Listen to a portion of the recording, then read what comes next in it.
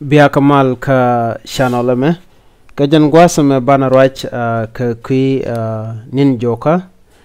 jok shale week ka to kawani week ki jok te kon ka nin te shop ka baro ka jok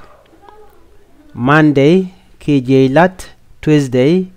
ki shankaro bana guitin ka jan gwasa me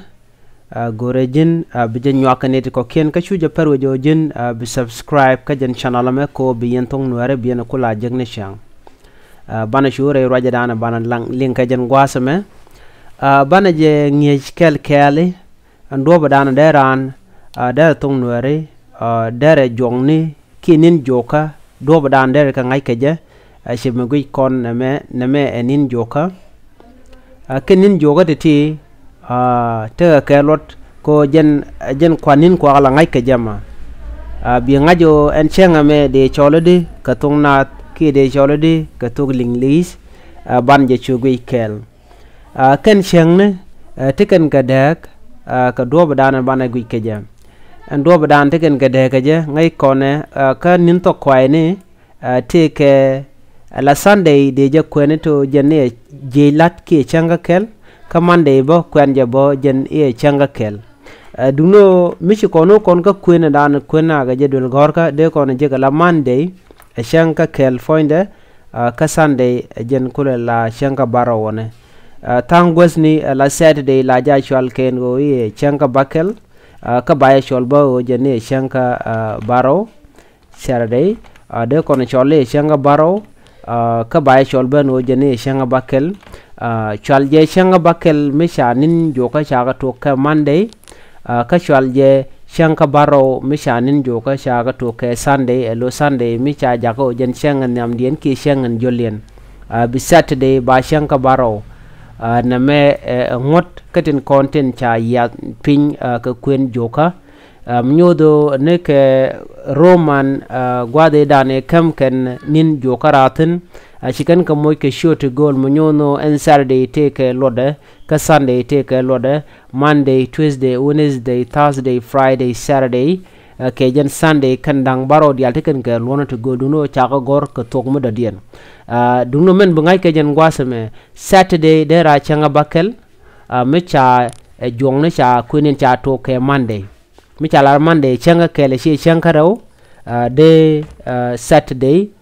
de ra changa bakel kami cha to ke Sunday elo chi Sunday cha changa kel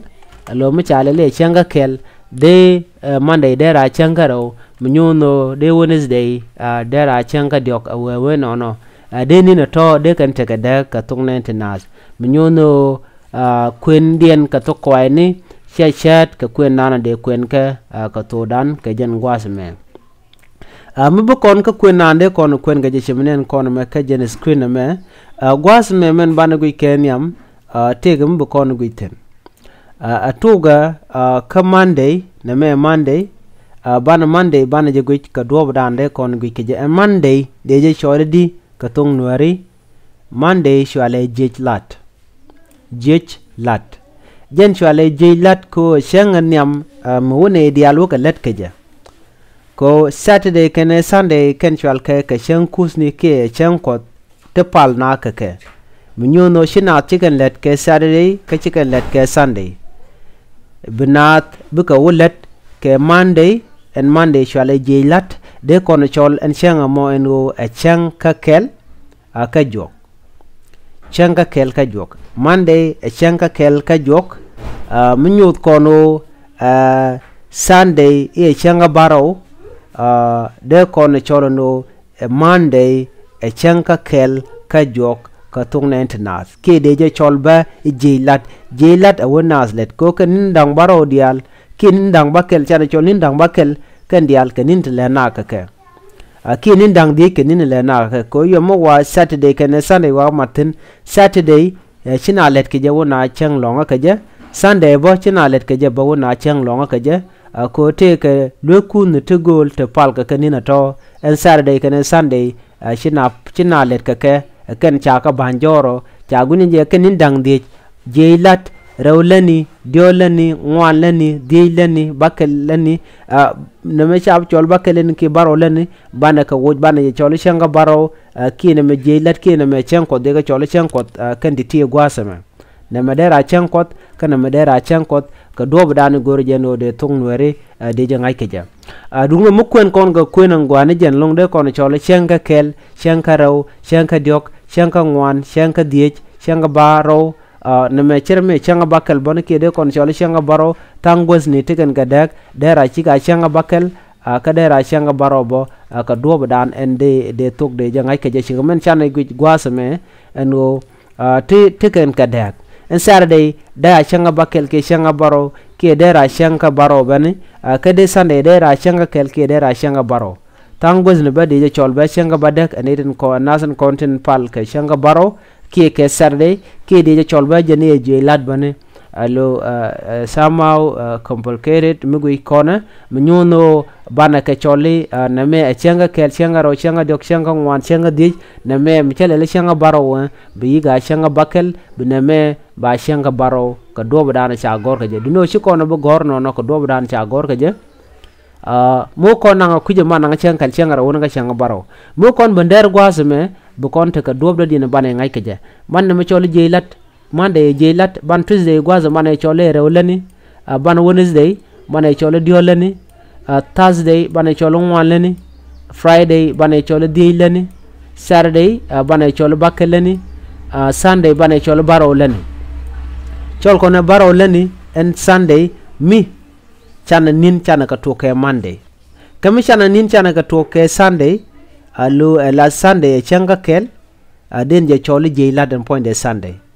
de Saturday foine de ra changa baro chimichanen gwasame dera kula tekelot Monday jelat Tuesday eroleni Wednesday adioleni Thursday angwaleni Friday adileni Saturday abakeleni Sunday abaroleni mo kon bun kuje me yob Saturday ba baroleni mo kon Sunday wo jaga chenga nyam ala Monday michol kono chenga nyam katung nentenas jen gwas dana dene chongtin ka queen ninni joka ke day of the week ko de rande kula teka ngeng magwa Monday jelat Tuesday eroleni Wednesday dioleni Thursday ngwaleni Friday dileni Saturday bakeleni Sunday baroleni ken nindang rawati shwal ke wo ka chankot ke ka changlonga la ka wo kare lenten kon latke biga yik chongo rodien ko gorjen wo biga tekelot mi bikana lot reiteka ko kanina ti pal na askake pal ga kuska ke ki long na askake Saturday kene Sunday pal na askake ki long na askake muna ka chang tok la Saturday a changa baro Saturday changa baro ka Sunday jen kule la je ladon kanin kona cha gor mishi bongdo ko ken ti ko kwende jego Sunday je lat Saturday a changa baro mnyodo wajen Sunday dera chang mlong nas keje shimawo jen chang kot ka do badana chalat keje dungno kejen gwasum tema ka ko Christianity